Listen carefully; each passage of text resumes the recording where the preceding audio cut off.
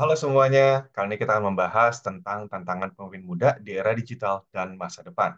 Materi ini sudah pernah disampaikan di SMA Santa Maria 1 Cirebon pada tahun 2024. Baik, sebelum kita melihat tantangannya, mungkin kita perlu lihat dulu kondisi yang ada sekarang saat ini.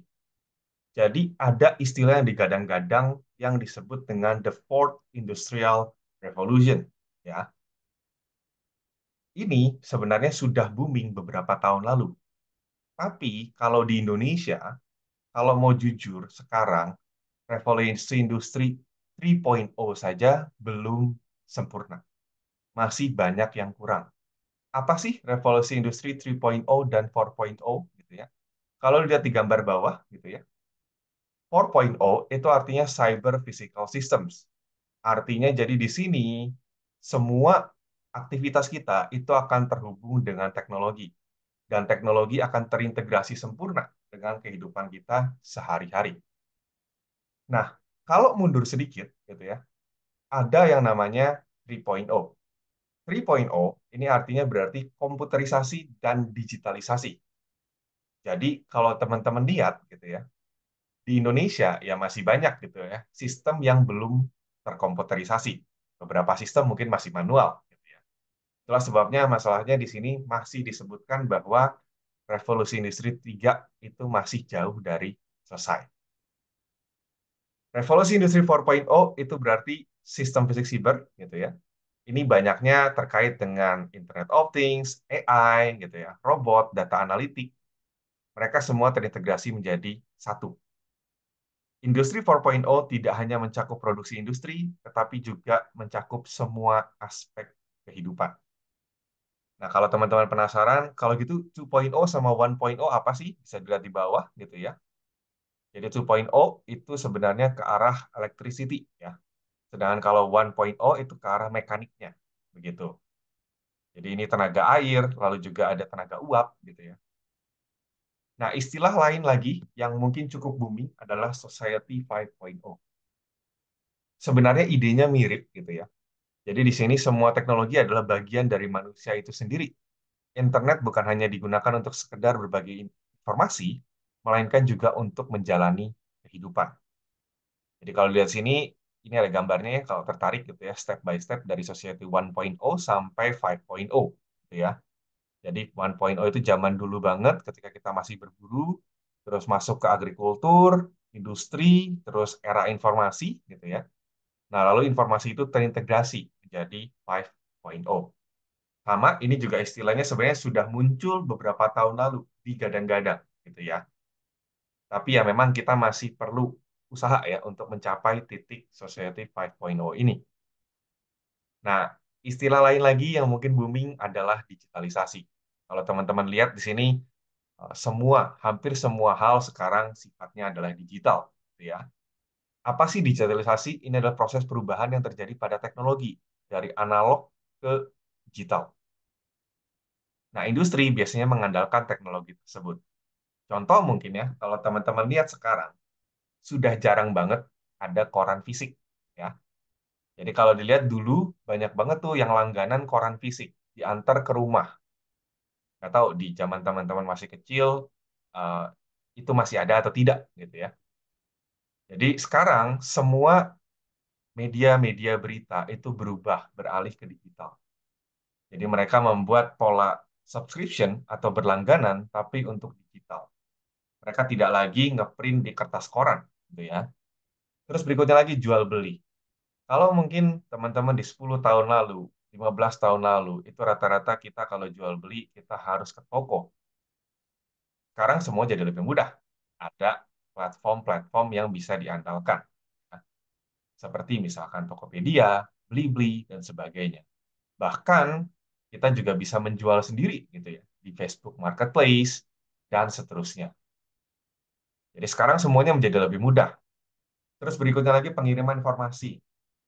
Mungkin kalau lihat dulu gitu ya, sering kan kita kirim mungkin pakai eh, pos ya, pakai pos. Tapi kalau sekarang itu kan rata-rata kita kalau butuh sesuatu kita tinggal kontak aja pakai WhatsApp gitu kan misalkan atau mungkin pakai SMS. Ya SMS juga sekarang sudah mulai ditinggalkan ya teman-teman ya. sekarang banyaknya pakai sosial media karena biasanya itu tidak perlu bayar gitu kan. Dan sebenarnya perubahan ini tetap selalu ada ya sebenarnya dari dulu. Jadi kalau kita mengarah ke lebih jauh lagi sebenarnya, sebelum orang mulai mengirimkan surat dengan pos gitu kan, sebelumnya kan mungkin ada yang mungkin pakai kirim melalui burung merpati gitu kan. Jadi selalu ada perubahan ya. Bahkan ada pepatah yang bilang satu-satunya tidak pernah berubah adalah perubahan itu sendiri.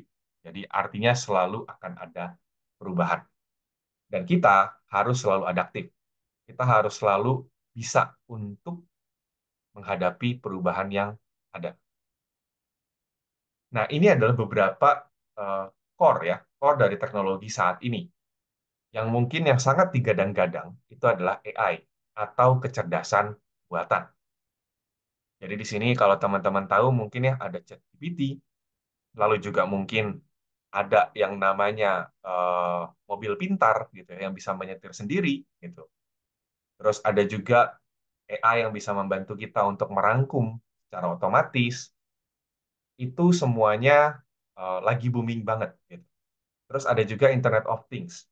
Jadi di sini kalau dilihat sudah banyak ya kayak mungkin pintu pakai sensor gitu ya. Jadi mungkin nanti kita ketika dia melihat muka kita dia akan otomatis membuka pintunya dan sebagainya. Lalu juga mungkin kayak di pertanian gitu kan ada sensor yang otomatis untuk menyiram. Terus berikutnya lagi juga yang booming adalah blockchain, crypto, dan NFT. Ya sekilas aja gitu ya. Jadi blockchain ini sebenarnya adalah konsep untuk penyimpanan data.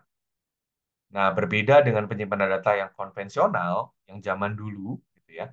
Kalau di blockchain, ini kalau kita mau mengubah datanya, itu harus persetujuan, ya. Harus ada persetujuan dari para pihak stakeholder yang terlibat. Itu gampangnya, ya. Definisi gampangnya seperti itu. Jadi, sangat tidak mungkin untuk kita ngakalin data, gitu istilahnya. Jadi nggak mungkin nanti misalkan kita di data blockchain-nya kita punya uang 1 juta, terus kita ubah jadi uangnya jadi 2 juta, gitu ya. Nah, sebenarnya sistem ini sangat bagus sebenarnya untuk data-data yang sifatnya krusial. Nah, muncul yang berikutnya yang disebut dengan crypto. Crypto token, ya, cryptocurrency token, itu sebenarnya semua adalah data yang disimpan dalam blockchain. Jadi, kalau teman-teman mungkin tahu ada ETH, Bitcoin, terus mungkin ada Cardano, itu adalah semua jenis-jenis kripto. Dan mereka seperti mata uang ya, seperti mata uang. Jadi bisa naik, bisa turun kursnya. Tuh. Dan itu dibangun di dalam blockchain. Lalu ada juga yang namanya NFT. Nah, ini teman-teman, kalau misalkan tahu NFT itu apa sih? NFT itu sebenarnya adalah em, karya ya, karya yang kita kasih digital ID. Nah, kalau kita kasih digital ID dan kita bilang kita pemilik digital ID ini, maka semua orang akan tahu pemiliknya siapa. Jadi kalau nanti dijual, kita menjual karya tersebut, maka digital ID itu nanti akan ditransfer istilahnya, dipindahkan ke pemilikannya, dan sama juga semua orang akan tahu. Kenapa bisa semua orang akan tahu? Karena dasarnya dari blockchain.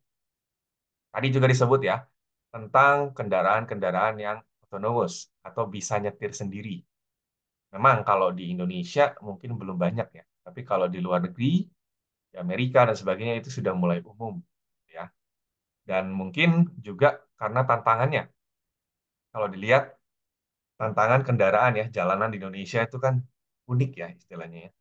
Pengendaranya suka uh, brutal gitu kan kalau nyetir ada yang ngesot mepet-mepet gitu kan. Terus ada yang mungkin tidak sesuai dengan aturan, ada yang lawan arah.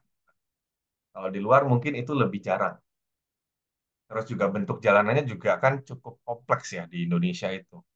Jadi banyak gang-gang kecil dan sebagainya. Jadi mungkin itu tantangan tersendiri ya bagi autonomous vehicles buat bisa masuk ke Indonesia. Berikutnya Web3, ya Web3 ini juga sebenarnya konsepnya setara ya dengan blockchain. Jadi kadang memang orang juga bilang itu blockchain juga. Gitu.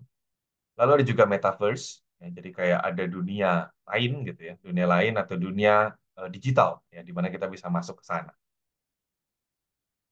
Nah, bagaimana sih caranya kita biar menghadapi hal-hal tadi? Gitu ya? Jadi bagaimana kita bisa beradaptasi dengan core of technology, bagaimana kita bisa beradaptasi dengan istilahnya revolusi industri, Society 5.0, dan seterusnya. Nah, yang pertama, teman-teman, tentu kita harus punya skill digital literacy. Karena kita harus bisa ya, bisa beradaptasi dengan sistem digital. Nah, salah satunya adalah dengan menguasai digital literacy. Apa aja sih? Pertama, tentu yang penting biasanya adalah kreativitas. Jadi kita harus bisa melihat gitu ya kondisi yang ada sekarang seperti apa, lalu kita harus kreatif mengadaptasinya. Kadang mungkin cara adaptasi dari orang tertentu itu bisa beda dengan yang lain. Ya. Terus kedua, critical thinking dan evaluasi. Jadi di sini harus berpikir kritis, teman-teman. Dan memang sekarang zaman sudah berubah, gitu ya. Zaman sudah berubah. Dulu mungkin orang bilang, oh ini bahaya. Udah, biasanya orang bakal ya udah nggak ngelakuin itu, gitu ya. Tapi kalau sekarang kan rata-rata lebih ke arah bertanya, kenapa dia bisa dibilang bahaya? Apa bahayanya? Dan terus juga evaluasi. Nah, ini juga penting karena kalau dilihat di sini ya, sekarang informasi digital tuh begitu banyak dan hoax juga banyak gitu ya. Jadi ketika kita melihat informasi, kita harus bisa mengevaluasi ini informasinya valid atau tidak. Gitu. Ada batasan-batasan tertentu nggak? Berikutnya, cultural and social understanding. Jadi tentu ya, di mana kita berpijak, kita harus melihat gitu ya, lingkungannya, kulturnya seperti apa. Contoh mungkin ya, kalau di Indonesia gitu kan, untuk yang lebih senior gitu, kita biasanya memanggil entah Pak, Kok, Bu, Ci gitu kan. Nah, tapi kalau misalkan kita di luar negeri, contoh misalkan di Australia, itu biasanya kita tidak memanggil dengan menggunakan sebutan-sebutan itu. Biasanya kita langsung panggil nama. Ya tentu ya, kalau misalkan dari Australia pindah ke Indonesia, terus panggil nama, kesannya nggak sopan. Gitu. Nah, ini yang disebut dengan cultural understanding dan juga social understanding. Terus juga misalkan contoh ya, kalau di Jepang gitu ya, ketika orang mengenalkan diri dan memberikan kartu nama, kita harus terima dengan dua tangan. Kalau kita terima satu tangan, itu kesannya nggak sopan. Terus terima dengan dua tangan, setelah itu kita harus melihat isi kartu namanya. Jadi nggak boleh tuh ambil langsung masukin kantong. Gitu. Itu nggak boleh. Jadi harus dilihat, baru setelah itu masukin kantongnya. Nah, ini perlu dipelajari tentu saja. Ya, karena memang setiap daerah itu punya kultur yang bervariasi. Terus berikutnya lagi tentu kolaborasi. Jadi di sini kalau kita lihat kan skill itu bervariasi ya. Skill semakin bervariasi dan tentu ya caranya untuk kita bisa berkembang adalah kita bisa belajar satu sama lain, yaitu dengan kolaborasi. Terus berikutnya lagi ini juga penting ya, ability to find and select information. Jadi bagaimana caranya kita memilih, mencari dan memilih. Jadi contoh mungkin kalau teman-teman pakai ChatGPT, gitu ya. Informasi di situ tidak 100% benar, ya. Jadi hati-hati. Terutama mungkin yang sudah biasa pakai itu dan percaya dengan itu bohong, gitu ya. Karena bisa jadi beberapa informasi itu sifatnya salah. Nah, lalu berikutnya juga kalau misalnya kita cari di Google, lalu atau mungkin kita ketemu berita gitu kan, kita perlu lihat ini informasi valid atau enggak. Terus apakah informasinya relevan nggak sih dengan yang kita butuh? Berikutnya lagi komunikasi yang efektif. Ya karena communication is key ya kata orang. Komunikasi adalah kunci. Karena tentu itu akan menginisialisasi ya namanya kolaborasi. Berikutnya lagi e-safety. Tentu di sini karena semua data menjadi digital dan setiap kehidupan kita akan terkait dengan hal-hal digital, maka kita juga perlu mempertimbangkan keamanan data digital. Contoh mungkin kalau yang dulu sempat booming itu adalah di WhatsApp suka dikirimin APK. APK itu aplikasi buat ngehacknya gitu. Ya APK itu sebenarnya extension buat aplikasi pada umumnya. Cuman biasanya kalau di WhatsApp dikirim itu biasanya APK-nya itu untuk ngehack. Gitu. Jadi kita harus bisa tahu, oh ya yang ini jangan dilakukan. Terus mungkin misalkan nih VPN. VPN itu kan untuk menyamarkan gitu ya. Menyamarkan eh, kita dari mana. Jadi kenapa perlu menyamarkan? Karena kadang-kadang ada website yang tidak bisa dibuka dari negara kita sendiri. Ya sebenarnya ini tidak semuanya yang berbau negatif gitu. Kadang-kadang ada yang positif juga, tapi entah kenapa diblok juga gitu ya sama Indonesia gitu. Jadi ya kadang-kadang kita perlu pakai VPN. Tapi perlu diingat, hati-hati teman-teman ketika pakai VPN, jangan pernah login. Karena kadang-kadang bisa jadi ketika login, datanya itu diambil sama yang punya VPN. Lalu nanti bisa jadi bocor, bisa jadi dihack. Terus berikutnya juga yang tidak kalah penting tentu skill yang fungsional, skill yang relevan dengan kebutuhan digital saat ini. Nah, bagaimana sih cara meningkatkan keterampilan digital? Ya, jadi tidak hanya tadi punya digital literacy, tapi juga harus punya digital skill dong. Jangan cuma punya digital literacy. Pertama ya, ini tips umum. Yang paling penting adalah read a lot. Banyak baca, banyak bisa. Biasanya orang bilang kayak gitu. Kenapa? Karena sekarang kalau dilihat, itu tren itu berkembang dengan lebih cepat. Apalagi kalau teman-teman di bidang teknologi, aku ngerasain pribadi bahwa trennya itu berubah sangat cepat. Jadi kayak zaman dulu, mungkin zaman aku kuliah, itu zaman-zaman mungkin bahasa pemrograman konsepnya masih simpel, gitu ya. Dan kita banyaknya bikin aplikasi dari nol. Sekarang zaman sudah berubah, gitu. Zaman sudah berubah, banyaknya kita tinggal pakai library, gitu. Tinggal pakai library. Terus juga kalau dilihat dulu kita belajar pemrograman, itu rata-rata yang kita lakukan adalah ya tentu kita coding dari nol. Tapi kalau sekarang rata-rata kita tinggal cari informasi di internet, gitu kan. Lalu setelah itu kita adaptasi kode yang ada di internet itu. Tentu dengan memberikan acknowledgement ya, dengan memberikan penjelasan bahwa itu diambil dari internet. Jadi perlu baca yang banyak, karena tentu saja perubahan itu semakin cepat, apalagi kalau teman-teman di bidang teknologi. Bahkan bidang-bidang lain pun perubahannya lebih cepat, karena ada teknologi ini. Jadi bersyukur mungkin kalau teman-teman sudah biasa dengan teknologi, karena akan lebih gampang untuk ke bidang-bidang lainnya. Nah, berikutnya lagi, meningkatkan keterampilan digital gimana sih? Berikutnya lagi adalah follow. Ya. Kita bisa follow leaders di bidang kita. Bisa lihat sosial media mereka. Atau mungkin kalau mereka ada di berita-berita, bisa dicari berita-beritanya. Dia ngapain aja. Jadi bisa dilihat, dan nanti kita bisa pelajari gimana sih caranya supaya dia bisa jadi leader gitu ya. Jadi misalkan nih, contoh ya kalau di zamanku dulu, em, aku kan researcher ya dulu ya. Ketika sebelum S3, aku punya role model. Dan dari role model itu aku belajar. Oh, cara dia nulis gimana, cara dia riset gimana. Terus setelah itu, lama-lama aku juga bisa. Terus aku juga lihat, oh ya dia track recordnya kemana aja. Nah kalau sekarang, mungkin kita kalau punya sosial media gitu ya, kita misalkan pengen mendalami bidang, anggaplah kripto. Ya sudah, tinggal di-follow aja orang-orang yang punya kemampuan kripto. Nanti kita bisa lihat, dapat insight-nya. Terus atau mungkin, oh di sini gue pengen masuk ke sifatnya pemrograman.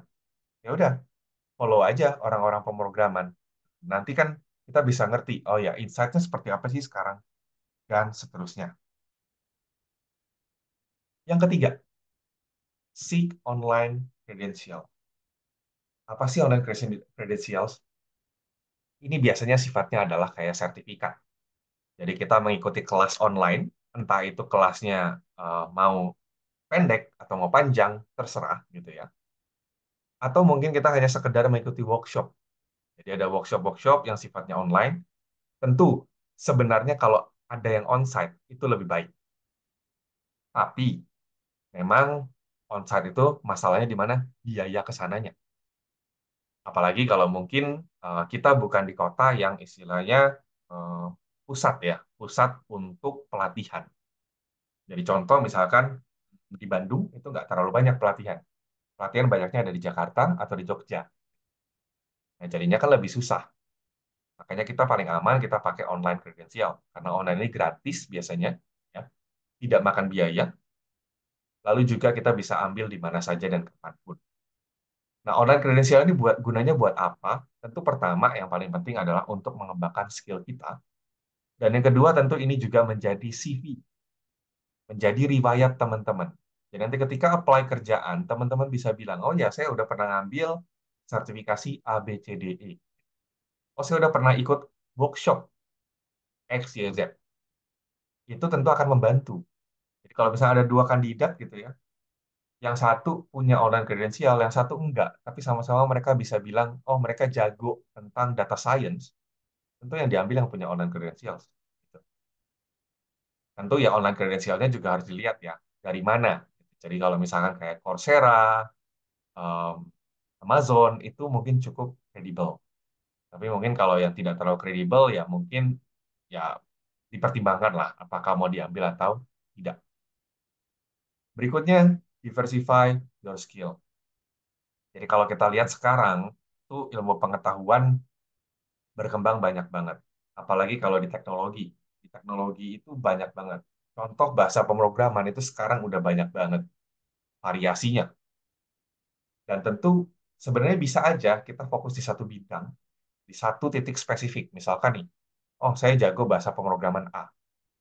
Tapi masalahnya kalau kita fokus di sana, nanti tiba-tiba muncul bahasa baru dan lebih populer, lalu bahasa A ini mati, ya kita jadi nggak punya kemampuan lagi kan, gitu.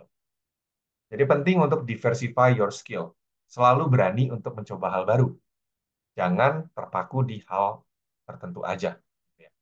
Jadi contoh mungkin di sini, um, aku biasanya risetnya adalah pendidikan, pendidikan IT. Nah, kadang-kadang aku juga ngambil nih riset terkait dengan machine learning, riset terkait dengan AI, itu juga aku ambil. Gunanya apa? Ya karena aku perlu untuk mendiversify.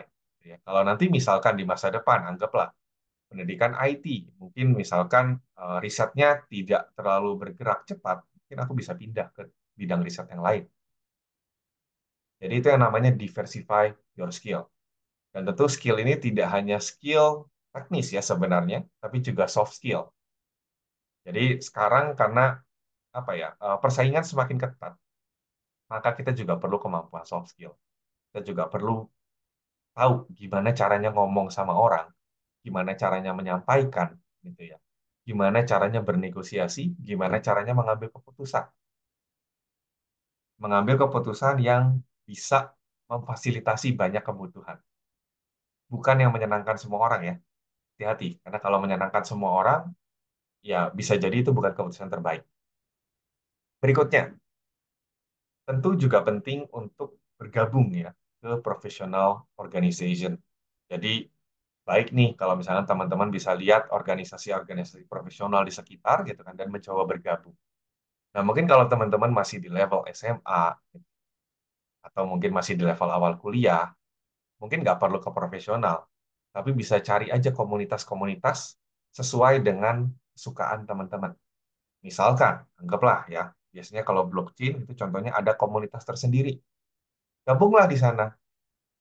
Ya nggak perlu diikutin semua, tapi minimal bisa dilihat gitu. Oh ya informasinya apa. Atau mungkin, oh kalau teman-teman tertarik dengan AI, carilah komunitas. Banyak kan kayak misalnya di sosial media gitu ya. Komunitas-komunitas yang bisa digabungin atau bisa dimasukin. Entah itu nanti WhatsApp group, Telegram group, communities, dan sebagainya. Kalau nanti sudah bekerja, tentu teman-teman juga bisa bergabung ke organisasi profesional. Jadi kalau kayak di konteks aku gitu ya, aku gabung ke IEEE. IEEE itu organisasi untuk bidang teknik ya, termasuk IT. Terus dulu juga sempat gabung dengan ACM. ACM itu khusus buat IT aja gitu ya. Terus sekarang juga ada gabung ke IGIP. IGIP itu Engineering Society punyanya Eropa. Terus sekarang juga ada gabung ke IPSJ, itu Society Engineering-nya, Information Processing, salah, IT. IT tapi di Jepang. Terus juga ada YAENG. YAENG juga sama organisasi engineer, dan itu pusatnya di Hong Kong. Kenapa bergabung organisasi sebanyak itu? Ya tentu untuk mendapatkan up-to-date information, ya. Sehingga nanti itu bisa berguna juga buat kita. Berikutnya, volunteer untuk proyek ya atau kerjaan-kerjaan. Nah, mungkin orang melihat, wah, nggak ada uangnya, ngapain kerja? Itu mungkin ya klasik sebenarnya. Banyak orang yang berpikiran seperti itu. Tapi perlu diingat bahwa ketika kita kerja, itu sebenarnya kita punya dua pilihan. Kita bisa dapat uang, atau kita bisa dapat skill. Oke. Nah, kalau kita misal masih muda, ya, masih belum punya experience, belum punya pengalaman, maka sebaiknya menurut gua yang dikejar pertama itu bukan uangnya, tapi skillnya. Jadi nanti lihat, ada nggak organisasi-organisasi yang punya kegiatan-kegiatan yang kita bisa volunteer, kita bisa berkontribusi. Ya, contoh mungkin ya kalau di SMA gitu kan, ada mungkin OSIS. Kalau di perkuliahan ada himpunan mahasiswa, senat mahasiswa. Itu bisa coba bergabung, gitu kan. Coba bergabung, coba belajar di situ. Soft skill-nya seperti apa sih? Terus kalau misalkan ada proyek-proyek gitu kan, ya mungkin kalau di eh, sekolah mungkin tidak terlalu banyak gitu ya. Tapi kalau mungkin nanti di perkuliahan, teman-teman itu nanti bakal ada banyak dosen punya proyek gitu. Tentu biasanya proyek-proyek ini kadang-kadang dananya terbatas, jadi mungkin tidak bisa membayar terlalu besar. Tapi kembali lagi, mungkin teman-teman bisa coba join dengan tujuannya tadi, skill. Jadi kalau kita dikasih kerjaan, menurutku kuncinya pilih antara mau dapat uang atau mau dapat skill. Bagus kalau bisa dapat keduanya. Tapi kalau nggak dapat keduanya, jangan dilakuin. Gitu ya. Jadi kalau misalnya kerjaannya sebenarnya tidak menantang, terus uangnya nggak ada, apa yang diambil? Tapi kalau misalnya kerjaannya di sini bisa menambah skill kita, menambah CV kita, ya walaupun mungkin uangnya tidak banyak atau bahkan tidak ada, tapi menambah CV itu boleh-boleh aja. Jadi kalau dari pengalamanku, gitu ya, aku pernah jadi apa ya, anggota konferensi ya, konferensi di US, gitu ya, di US. Tapi kebetulan waktu itu lagi pandemi. Nah itu sama, itu nggak dibayar, hanya dibayar sertifikat. Tapi itu menambah banyak pengalaman. Aku jadi tahu, oh ya gimana sih caranya handle sebuah konferensi besar gitu kan, secara online. Terus mungkin aku juga dulu pernah ada beberapa kegiatan yang sifatnya pengabdian. Ya, kalau di dosen kadang kayak gitu ya. Ya kayak sekarang ini juga sebenarnya kategorinya pengabdian gitu ya. Nah, di sini apa yang aku dapat? Tentu saja pengalaman. Sebenarnya. Ya, pengalaman mungkin berbicara di depan teman-teman, terus pengalaman juga untuk menyampaikan materi seperti ini, gitu ya. Terus berikutnya, future proof yourself from automation. Jadi di sini dilihat ya, kalau teman-teman kerjaannya sifatnya repetitif, redundan, terus bahasa kasarnya kurang pakai otak, gitu ya. Itu hati-hati karena kerjaan tersebut lama-kelamaan akan digantikan oleh komputer. Jadi dilihat gitu ya kerjaannya. Kalau misalkan repetitif, mudah dilakukan, ya ada kemungkinan teman-teman akan digantikan oleh robot. Perlu diingat bahwa robot ini ya sebenarnya memang ya kalau dilihat negatifnya, oh berarti ini jelek dong kepada apa pekerjaan-pekerjaan yang ada di dunia, gitu kan. Memang dia akan mematikan beberapa jenis pekerjaan, tapi sebenarnya dia juga akan membuka peluang untuk pekerjaan-pekerjaan yang lainnya. Contoh, sekarang itu sudah banyak yang namanya data scientist. Dulu, data scientist itu nggak terlalu banyak. Kenapa sekarang banyak? Karena sekarang datanya udah sabrek. Dulu, kerjaan data scientist itu nggak laku di Indonesia. Karena ya semua datanya terbatas. Gitu kan. Dan tidak tidak semua perusahaan itu punya aplikasi. Banyak yang sifatnya masih konvensional. Sekarang, semuanya digital. Semuanya pakai data. Semuanya menghasilkan data. Ya tentu berarti ada pekerjaan data scientist. Terus ya memang jadi kalau dilihat kita harus ada, kita harus terus berkembang. Ya teman-teman lihat aja nanti kerjaan teman-teman. Kalau memang ternyata kerjaannya redundan, hati-hati.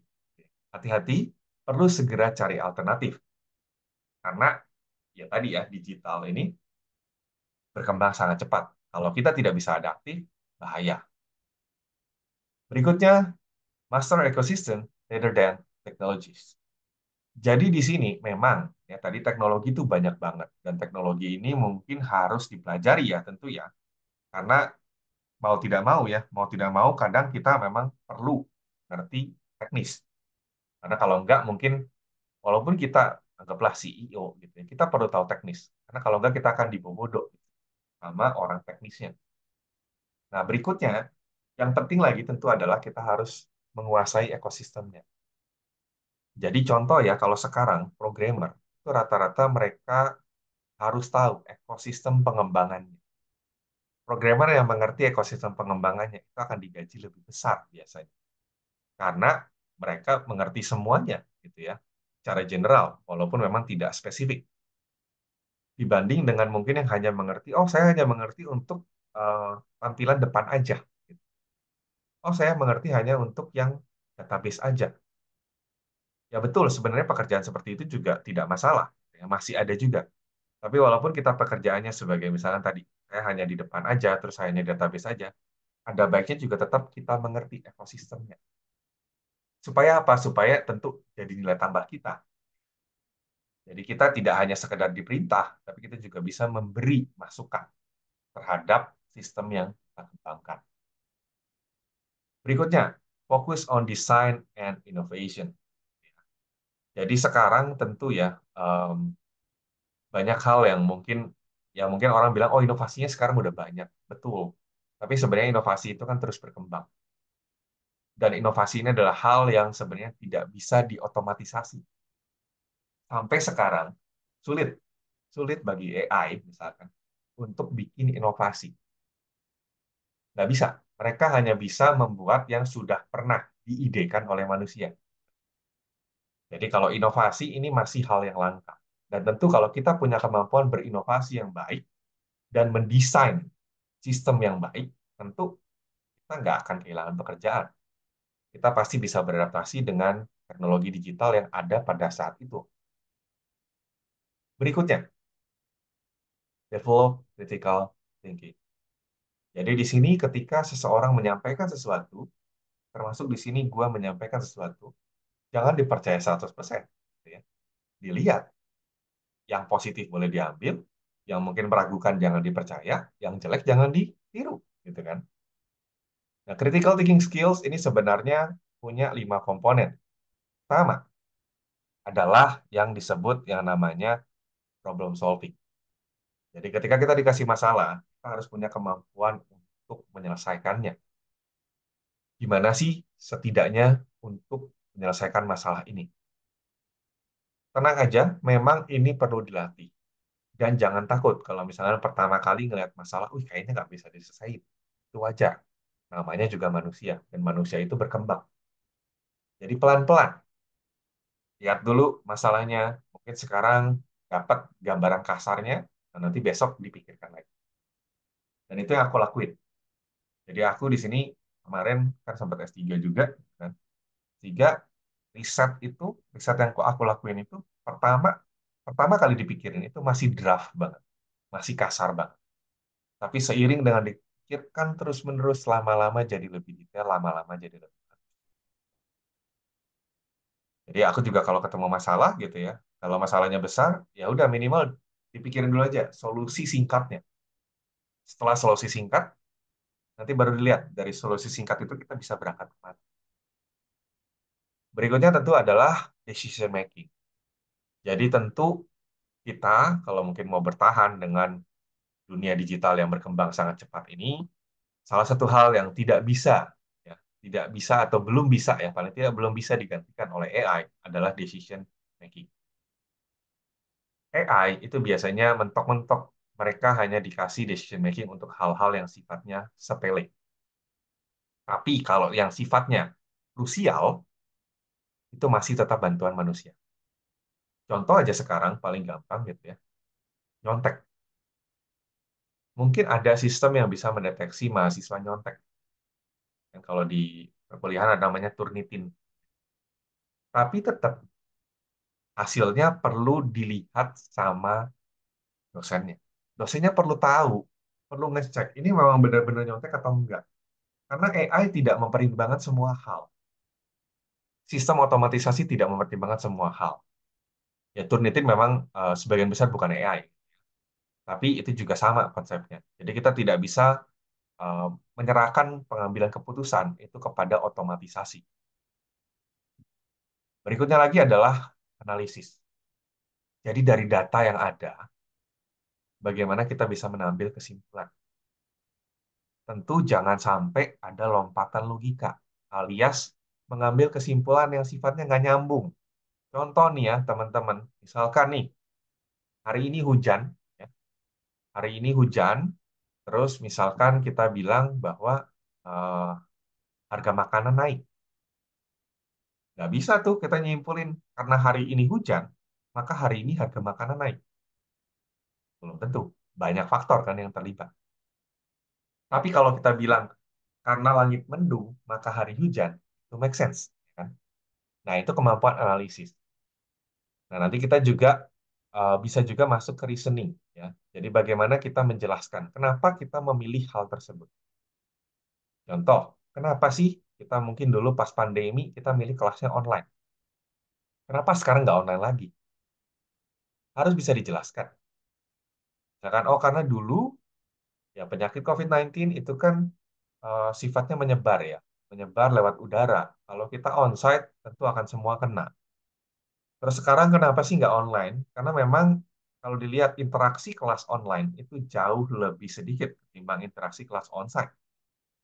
Dan tentu ya, tentu mungkin em, siswa itu lebih nggak enakan untuk nanya biasanya kalau sifatnya online. Nah, jadi sekarang kita membuatnya jadi onsite. Nah, itu namanya reasoning. Terus berikutnya evaluating. Ya. Jadi ketika dikasih informasi atau data atau kesimpulan, kita bisa tahu ini valid apa enggak. Ada batasan apa aja nih ada di sini. Itu evaluating. Jadi itu kurang lebih keterampilan critical thinking. Dan ini benar-benar harus dimiliki. Kembali lagi, ini supaya kita tidak bisa digantikan oleh AI. Kita harus punya pemikiran yang kritis. Nah, berikutnya lagi, ada sosial media untuk profesional yang disebut dengan LinkedIn. Jadi LinkedIn ini biasanya untuk istilahnya kita sebut dengan self marketing. Sebenarnya tidak harus LinkedIn doang, tapi teman-teman juga bisa nih melakukan itu di sosial media teman-teman. Jadi contoh mungkin kayak di TikTok, Instagram, Facebook bisa aja kalau mau share achievement dan sebagainya itu di situ bisa aja. Cuman kalau LinkedIn memang fokusnya untuk itu, gitu ya. Jadi ketika dapat sertifikasi, ketika dapat achievement itu bisa ditaruh di link. Kenapa harus LinkedIn? Ya, di sini gue nggak dibayar sama LinkedIn, tapi LinkedIn ini somehow menjadi sosial media yang cukup umum untuk profesional. Bahkan sebagian besar HRD gitu ya, ketika mereka mencari karyawan, mereka mencarinya lewat LinkedIn.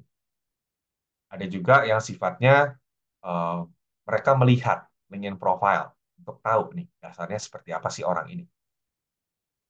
Jadi memang ada baiknya ya, ada baiknya untuk kita untuk punya akun LinkedIn ini. Nah, seperti itu. Nah, di sini juga kalau teman-teman misalkan mau connect, ya, terhubung denganku juga nggak apa-apa, silakan connect aja ya. Nanti aku akan approve gitu. Lalu juga sebenarnya sosial media lain tadi ya yang aku bilang bisa juga dipakai dan tidak terbatas ya. Tidak terbatas hanya pada LinkedIn. Yang mau tadi eh, Instagram, Twitter, bahkan mungkin kalau misalkan mau sampai ke YouTube juga silakan aja. Jadi mungkin teman-teman apa, sharing achievement gitu-gitu itu juga boleh. Tapi perlu diingat bahwa self marketing ini cukup penting ya. Ada beberapa orang mungkin yang bilang, "Oh, ngapain lah orang bisa tahu sendiri kemampuan." Enggak, jawabannya enggak. Kenapa? Karena ya orang tahu ketika diberitahu. Intinya gitu aja. Betul, memang ada yang orang nggak ngasih tahu, dia bisa tahu. Tapi itu lebih lama ketimbang kalau kamu yang ngasih tahu. Jadi ada baiknya memang eh, sesekali ya, ini mah sesekali kalau ada achievement atau apa, diposting aja. Diposting aja di sosial media, tunjukin aja. Ya mungkin akan ada komentar-komentar negatif bilang sombong dan sebagainya, ya, terserah, nggak apa-apa. Tapi itu secara tidak langsung kan membentuk image. Dan memang kan itu achievement kamu. Kamu nggak bohong di situ, gitu kan. Dan kamu juga nggak membesar-besarkan, gitu kan. Ya memang kenyataannya seperti itu, kamu dapat sesuatu, ya itu nggak apa-apa, gitu. Oke, seperti itu saja. Mungkin terkait dengan bagaimana ya mengembangkan kemampuan digital tentu ya untuk kita menghadapi era yang sekarang ini jadi pemimpin muda. Tentu sebenarnya kita juga perlu mempertimbangkan yang mana tadi adalah skill yang sifatnya soft skill, jadi kemampuan berkomunikasi dan seterusnya. Terima kasih.